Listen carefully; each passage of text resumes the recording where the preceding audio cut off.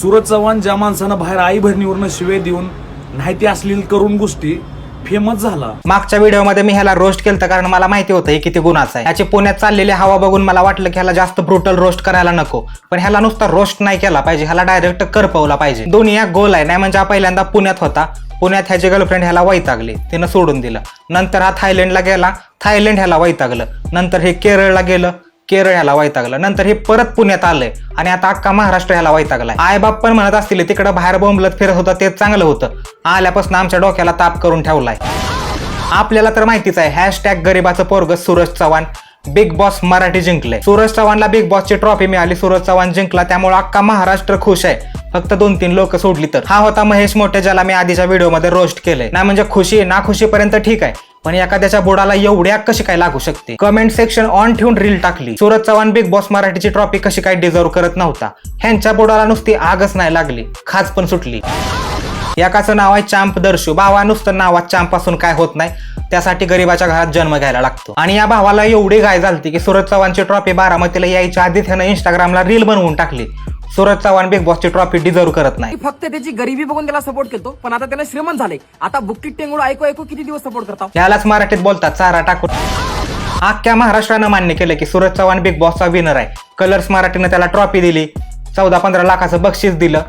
तुझ्या घरातलं काय गेलंय, तो डिझर्व करतो, त्याला सिंपती भेटली, आणि तू डिझर्व करतो, तुला बरोबर शिव्या भेटतात. दुसऱ्यांवर असं जळण्यापेक्षा ना तू पण उद्यापासून रील्सवर उड्या हाणायला सुरुवात कर, थोडंसं क्रिंज कर.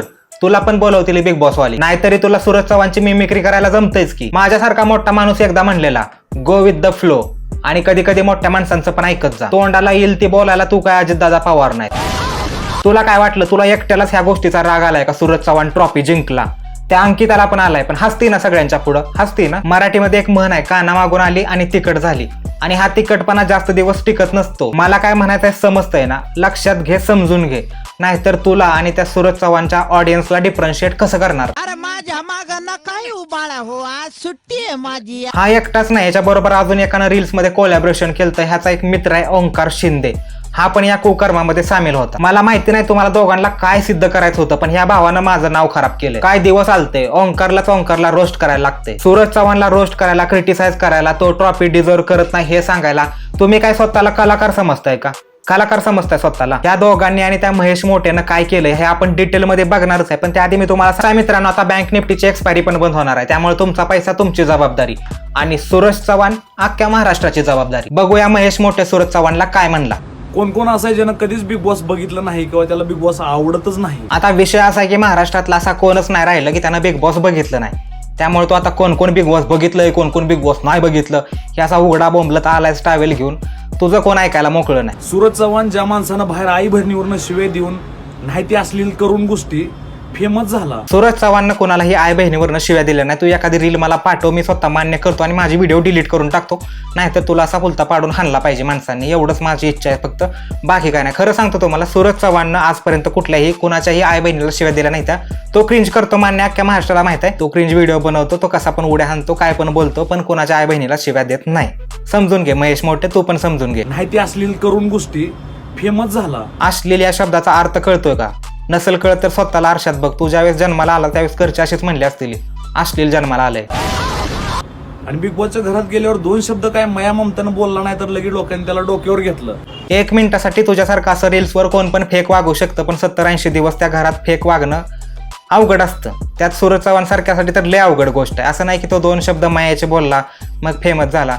एखाद्याचं कॅरेक्टर दिसायला 21 दिवस पण लय असतं, तर 70 दिवस तो राहिलाय सगळ्यांच्या समोर, कॅमेऱ्याच्या समोर. लोकांनी त्याला डोक्यावर नाही घेतलं. त्यानं हे सगळं बघायच्या आधी ना लय लोकांच्या शिव्या पण खाल्ल्यात आहे. लय लोकांनी त्याला कमेंट सेक्शन मध्ये लय घाण बोललंय, लय काय बोललंय. त्याच्यामुळं आता डोक्यावर घेतलं, आणि आता जरी लोक त्याला म्हणत असतील तो चांगला आहे, तर ते फक्त त्याचं नशीब आहे. तो सूरज चव्हाण नाही, कुठला भिकारी जरी टीव्हीवरती गेला तर तरी पण त्याला किंमत येणार आहे. तशी तर तुझी बी काय लायकी नाही, पण रील्सवर बोंबालतो, आबाळ हॅपालतो म्हणून लोक पण तुला विचारते ना.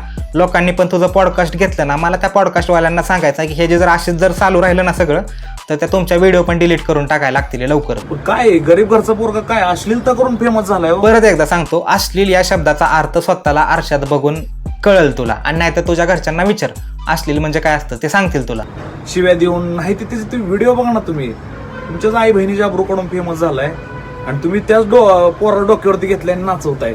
त्याचे व्हिडिओ बघितले भावा, मी सगळे व्हिडिओ बघितले, काय प्रॉब्लेम नाही, कोणाच्या आई बहिणीला त्यानं शिव्या दिल्या नाही त्या.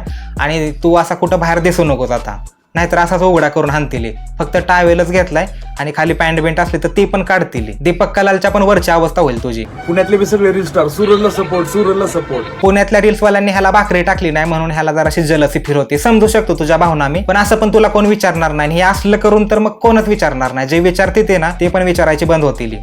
अरे लाचारी दिसते तुमची. अरे मी कोणाला केळ सपोर्ट करणार, इथं मी बिग बॉसला सपोर्ट करत नाही. अरे केळ्या, तुझ्या सपोर्टची कोणाला गरज आहे मला सांग. तू महाराष्ट्रात आल्यावर 4-5 जणांनी तुझे पॉडकास्ट घेतले, त्यांना पण माझी विनंती आहे प्लीज डिलीट करायचं बघा लवकर. हे नाही शान. संतोष पंडित, सूरज चव्हाण अशा 4-5 लोकांचा घेतल्याशिवाय ह्याला नीट झोप लागत नाही. आणि ह्यो चालला बिग बॉसला सपोर्ट करायला, म्हणजे ह्याच्या सपोर्टनं बिग बॉसची TRP कमी जास्त होऊ शकते. तुझं बघ एकदा, 4-5 हजार देऊन तुला कोणी चहाच्या दुकानाच्या उद्घाटनाला बोलवला, कुणी पुस्तकाचं प्रमोशन करून घेतलं. मला तर हे प्रश्न पडतो कधी कधी, ते एक चांगलं पुस्तक होतं, लय भारी पुस्तक होतं, त्याच्या उद्घाटनाला आणि त्याच्या प्रमोशनाला हा मूर्ख माणूस बोलवला. काय बघितलं तुम्ही ह्याच्यात? एवढं चांगलं पुस्तक लिहिलं आणि तुम्हाला एक माणूस ओळखायला आला नाही. काय मला असलं शो आवडत नाहीत मित्रांनो, ज्यामध्ये बिग बॉस तुम्हाला म्हणणार महेश मोठे फ्रीज व्हा आणि मी असा फ्रीज होणार. बिग बॉसचं ऐकायचं सोड, तू घरच्यांचं जरी तुझ्या आईबापांचं जरी ऐकलं असतं ना तरी आयुष्यात थोडंफार काहीतरी चांगलं केलं असतं. तू नाही सुधारणार यातली केस. जावा रे, असल्या गोष्टी आम्ही असलं करण्यासाठी महाराष्ट्रात जन्म घेतला नाही. काय तू महाराष्ट्रात कशाला जन्म घेतलाय सगळ्यांना माहित आहे. थायलंडमध्ये जाऊन महाराष्ट्राची बदनामी करायला, केरळमध्ये जाऊन महाराष्ट्राच्या नावानं शिमगा करायला, आणि आता पुण्यात येऊन लोकांच्या शिव्या खायला. तू तरी एखाद्याच्या वरातीत नाचायला पण कामाला यायचा नाही. तुझा जन्म वायाला गेलाय, संपला विषय. सगळ्याच तरुण पिढीला ह्या गोष्टींना आकर्षित करत नाही तो.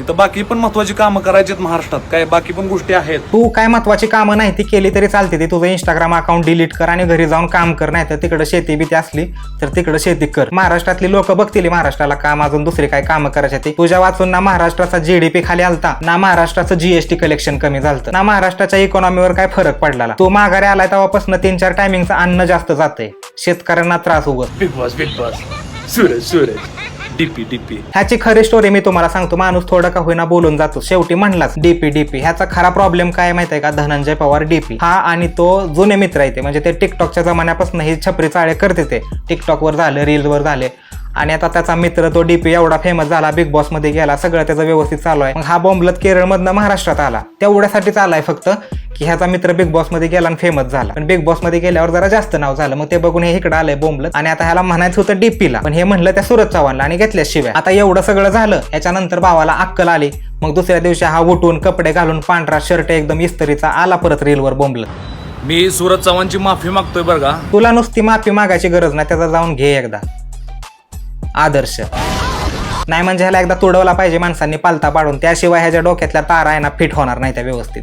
मला कालपर्यंत त्याच्याविषयी जास्त माहिती नव्हती, मी कधी बिग बॉस जास्त बघितलं नाही, पण जेव्हा बघितलं ना मला जाणवलं की राव नाही ती माणूस वेगळा आहे. ह्याला कालपर्यंत त्याच्याविषयी जास्त माहिती नव्हती, पण ह्याने 1 मिनिटाची रील बनवली की सूरज चव्हाण शिव्या देऊन फेमस झाला, सूरज चव्हाण अश्लील व्हिडिओ बनवून फेमस झाला, सूरज चव्हाणने तुमच्या आई बहिणीला शिव्या दिल्या. खरंच तुझ्या आई बापांना कधीतरी वाटत असेल की तुझ्या वेळेस चुकत झाली. मी खरं सांगतो, त्या दिवशी कसं झालं, एक मीटिंग होती, मीटिंगमध्ये बसून 2 बिअर पिलो आणि त्या बिअरच्या नशेमध्येच अहंकाराला तोंड देऊन काय थोडंसं जाणवलं माझ्या बोलण्यातनं. ते मला पण सकाळ वाटून त्याचा परिणाम जाणवायला लागलं. जाणवणार, परिणाम जाणवणार, सगळ्या गोष्टी जाणवणार. या व्हिडिओ नंतर तर अजून जाणवत्याला. आणि ज्यावेळेस तुझे ते झालेले पॉडकास्ट वगैरे येते ना, ते पण डिलीट व्हायला लागले ना सगळ्या चॅनलवरनं, मग तुला अजून जाणवल. आणि मला ते सांगायचंय, अंतास्ती प्रारंभ नावाचे ते लेखक आहेत, आता मला त्यांचं नाव माहित नाही, मग पण तुम्ही चांगलं पुस्तक लिहिलंय. मी बऱ्याच लोकांकडून रिव्ह्यू पण ऐकल्यात आहे. ह्याच्याबरोबर पॉडकास्ट करायचा मला काय तुमच्याकडून ते गोष्ट पटली नाही बरं का. अशा लेवलच्या माणसांकडून तुम्ही पॉडकास्ट घेताय, तुमच्यासाठी 21 तोफांची सलामी दिली पाहिजे साहेब. सूरज दादाच आपला बिग बॉसचा खरा विनर आहे, मान्य करतो. गोष्टी चुकतेत, सो सॉरी दादा. कालपर्यंत सूरज अश्लील होता, सूरज छपरी होता, सूरज आई बहिणींना शिव्या देऊन फेमस झालेला, आणि आज सूरज दादा एकदाच ह्याचं मिटलं. आता आपण बघूया चॅम्प दर्शू आणि ओंकार शिंदे काय म्हणतात, त्यांची काय विनंती आहे लोकांसाठी, आणि त्यांना काय एवढी आग लागली, काय एवढा प्रॉब्लेम आहे तुम्हाला सूरज चव्हाण सोबत. जर दोन्ही याला काय प्रॉब्लेम नाही, मला काय म्हणायचं माहिती आहे का, मला तुमचा पॉईंट ऑफ व्ह्यू समजला, कलाकार वगैरे, मग कलाकारांना भेटलं पाहिजे. तुम्ही दोघंच महाराष्ट्रात कलाकार आहे का, बाकीचे कलाकार नाहीत का, त्यांना नाही का पटलं? तुमच्या रील लाईक केल्या, तुमच्या रील खाली कमेंट पण नाही केली कुणी, मला तर लय वाईट वाटलं तुमच्याबद्दल. पण सीन काय आहे ना, कधी कधी ते असतं ना, मूग गिळून गप बसणं काहीतरी अशी एक म्हण आहे, ते मान्य करत जावा जराशी तुम्ही. कधी कधी शांत बसणं पण एक चांगला पर्याय असतो आणि तो निवडला पाहिजे. होय, सगळे गरीबच आहेत. कुणी सोन्याच्या अंगठ्या घालून जन्माला येईना. काही लोकांच्या पायाला चप्पल नाही आणि काही लोकांची कंडिशन असली आहे अख्खं घरबार सोयाबीन कापायला गेल्याशिवाय रात्री चूल पेटणार. सगळे गरीबच आहेत बेटा. दर्शू, मला मान्य आहे तुला काय म्हणायचं आहे ते मला समजतंय, पण प्रत्येक गरीब माणूस बिग बॉस मध्ये नाही जाऊ शकत आणि बिग बॉसची ट्रॉफी नाही जिंकू शकत. त्यासाठी पण नशीब लागतं. सगळा नशिबाचा खेळ आहे मित्रा, गरिबीचा खेळ नाही हा. आणि जेव्हा तुम्हाला माहित नव्हतं सूरज चव्हाण एवढा गरीब आहे म्हणून, तेव्हा तुम्हीच त्याचा कमेंट बॉक्स शिव्या देऊ भरत होतो आणि अजून हा मला व्हिडिओ टाकत होतो, भैया ह्याला रोस्ट कर, भैया ह्याला रोस्ट. तुम्हीच होतं ती डिमांड करणारी रोस्टची आणि आज तुम्हीच त्याला डोक्यावर फिरलाव. काका फेमस झाला म्हणून काकाला बाप म्हणायचं नसतं बेटा. मग काय झालं, तू रोस्ट केलं, मग काय झालं? सूरज चव्हाणला तू त्यावेळेस रोस्ट केलं, त्यावेळेस तो क्रिंज होता, त्यावेळेस क्रिंज व्हिडिओ बनवत होता. अजून जरी त्यानं फ्युचरमध्ये क्रिंज व्हिडिओ बनवला तर अजून 2-4 रोस्ट व्हिडिओ बनतील. कोणाला काय प्रॉब्लेम आहे? त्याचं बघून पण हसताय, रोस्ट व्हिडिओ पण बघून लोक हसतीलच. मग आता असं आहे की तू अजून पण रोस्ट करू शकतो सूरज चव्हाणला. प्रॉब्लेम रोस्ट करण्यात नाही, प्रॉब्लेम हा आहे रे की त्यानं आता बिग बॉसची ट्रॉफी जिंकली. मग तू असं कसं काय म्हणू शकतो की तू का जिंकली, त्याला का लोकांनी सपोर्ट केला? आता केला, एखाद्याला वाटलं त्यांनी केला, आपल्याला काय प्रॉब्लेम आहे? तुला काय प्रॉब्लेम आहे? कसं आहे माहिती आहे का चॅम्प दर्शू, कधी कधी आपल्याला ना गरिबी, ट्रॉफी, ते कलाकार वगैरे त्याच्या पलीकडे पण जाऊन गोष्टी बघायला लागतात. त्या मला मान्य आहे तुला वाटत असेल की कलाकारांना जिंकायला पाहिजे होतं, पण त्या बिग बॉसच्या घरात जेवढे पण 10-12 नमुने होते ते पॅडी कांबळे सोडले तर मला नाही वाटत की त्या वर्षात आहे हे दोघं सोडले तर मला नाही वाटत की कोण कलाकार म्हणायच्या लायकीचं पण होतात. आणि निकिता आंबोळी बोलू शकतो पण तिला तुम्ही मराठी कन्सिडर करत नाही, त्यामुळे विषय तो वेगळा आहे. बाकीचे जे 4-5 नमुने होते त्यांच्यात तर कोण कलाकार नव्हते. रील्सवर फेमस होणं ह्याचा अर्थ असा नसतं की जास्त कलाकार झाला, ॲक्टर झाला, की त्या घरात गेलेल्या सगळ्या लोकांकडे भरपूर पैसा आहे, त्यांनी आधीच भरपूर काय अचीव केले लाईफमध्ये. सूरज चव्हाणच्या नशिबानं त्याला एक संधी मिळाली, त्या संधीचं सोनं झालं आणि त्याला पैसे भेटले. मला पण वाटतंय की तू म्हणतोय ते एका लेवलपर्यंत कुठेतरी बरोबर आहे, पण त्याला मिळाल्या त्या गोष्टी त्याच्या नशिबानं मिळाल्या त्या, त्याला ते करू द्या, घेऊ द्या. आपण एवढा अपोज करणं पण चांगलं नसतं, एखाद्याला एवढा पण अपोज नाही करायचा कधी. शिव ठाकरे पण आलाच की रे गरिबीतून. त्याचे वडील पान टपरी चालवतो, त्या परिस्थितीतून त्यांनी रोडीज सारख्या शो मध्ये जाऊन महाराष्ट्राला रिप्रेझेंट केलं, तिथं नाव केलं. त्याच्यानंतर बिग बॉस मध्ये आला, तिथून जिंकला त्याच्या दमवर. नंतर हिंदी बिग बॉस मध्ये त्यांनी महाराष्ट्राला, मराठी माणसांना रिप्रेझेंट केलं, तिथून त्याच्या टॅलेंटच्या दमवर सेकंड आला तो. आणि सपोज जर शिव ठाकरे या सीझन मध्ये असला असता आणि इथं सूरज चव्हाण जिंकला असता त्याच्या अगेन्स्ट, तर त्याच्या करिअरला किती मोठा इफेक्ट झाला असता, काय आयडिया आहे का तुम्हाला? अरे दम घे, थोडा दम घे. तू ज्याच्यासाठी स्टँड घेतलाय तो शिव ठाकरे पण एकदा बिग बॉस मध्ये गेलता, तिकडून आल्यानंतर पण तो सोशल मीडियावर सगळीकडे बोंबलत होता की सूरज चव्हाणला सपोर्ट करा, सूरज चव्हाणच जिंकणार आहे, सूरज चव्हाणच जिंकला पाहिजे, तो गरीबाचा पोरगा आहे. तू ज्याच्यासाठी स्टँड घेतलाय त्यानं तरी तुझ्यासाठी स्टँड घेतलाय का भावा? आधी बघत जा मग बोलत जा. शिव ठाकरेचं गुणगान गाण्याआधी बघायचं होतं शिव ठाकरेनं कोणाला सपोर्ट केलता, कोणाचं नसतंय. आणि रोस्ट एखाद्या माणसासाठी नसताय, त्याच्या कॉन्टेंटमुळे रोस्ट असताय आणि त्याचा कॉन्टेंट क्रिंज होता हे तुम्हाला बी माहितच आहे, कारण तुम्ही बी त्याला शिवाय देतच होतो. तर आमचा मुद्दा एवढाच होता की कोणत्याही क्षेत्रातलं बक्षीस हे एखाद्या टॅलेंटेड माणसाकडे गेलं पाहिजे. मान्य आहे चांप दर्शू, मान्य आहे मला तुझं की टॅलेंटेड माणसाकडेच बक्षीस गेलं पाहिजे, पण मला नाही वाटत तो टॅलेंटचा शो होता. ज्यावेळेस टॅलेंटचा शो होता त्यावेळेस अभिजित सावंत जिंकलेला, तो इंडियाज गॉट टॅलेंट का काहीतरी होतं त्याच्यात, तो गाणं बिणं म्हणलेला, तेच गाणं अजूनपर्यंत चालू आहे, तो जिंकलेला. आणि आता पण जिंकला असता जर सूरज चव्हाण फेमस नसता झाला, एवढा व्हायरल नसता गेला तर. हा होता रियालिटी शो, ह्याच्या टॅलेंटला कोण विचारत नाही.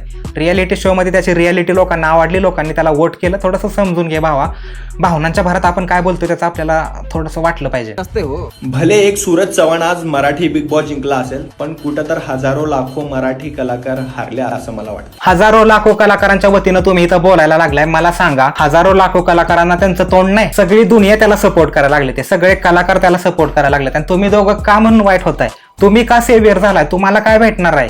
त्याला भेटला पिक्चर झापूक झुपूक, त्या डायरेक्टरला अक्कल नाही कलाकाराला रोल भेटावा. सगळ्यांना सगळं कळतं भावांनो, तुम्ही कशासाठी हेड घेताय एवढं? तुम्हाला लय खुजली आली. समजून घ्या जराशी, नका असल्यात पडू, नका पडू. बाकी तुम्ही फक्त त्याची गरिबी बघून त्याला सपोर्ट केलतो, पण आता त्याला श्रीमंत झाले. आता बुक्कीट टेंगुळ ऐकू किती दिवस सपोर्ट करता? कारण काही प्लेअर येतात बी गायब बी होते, पण विराट, रोहित, धोनी, सचिन यांच्यासारखे टिकण्यासाठी टॅलेंटच पाहिजे. बाकी जे लोक शिव्या देऊ आहेत त्यांना अवघड आहे. पण तुला एक गोष्ट सांगतो की अशा अचानक पडद्यासमोर आलेले लोक अचानकच गायब होतात. टेन्शन घेऊ नको, आपण सगळे हेतच आहे बघायला. लय लोड घ्यायचा नाही, निवांत राहायचा, आपला कंटेंट आपण बनवत राहायचं. मला काय बोलायचं तुला समजलं असेल. आणि पूर्ण लोकांना बघा, ह्यांना तुम्ही 2 शिव्या देऊ शकता, काय अडचण नाही. ह्यांना काय सवय आहे, मला काय सवय नाही. माझ्या कमेंट सेक्शनमध्ये कोणी शिव्या देऊ नका, मी डिलीट करून टाकतो. व्हिडिओ आवडला असेल तर लाईक करा, शेअर करा, चॅनलला सबस्क्राईब करा. आणि किती दिवस 1 लाख सबस्क्रायबर, कधीतरी 1 मिलियन पण होऊ द्या. मला पण सूरज चव्हाण सारखं गरीबच समजा आता तुम्ही. समजा घरी बस, काय विषय तो. लावा गाणं.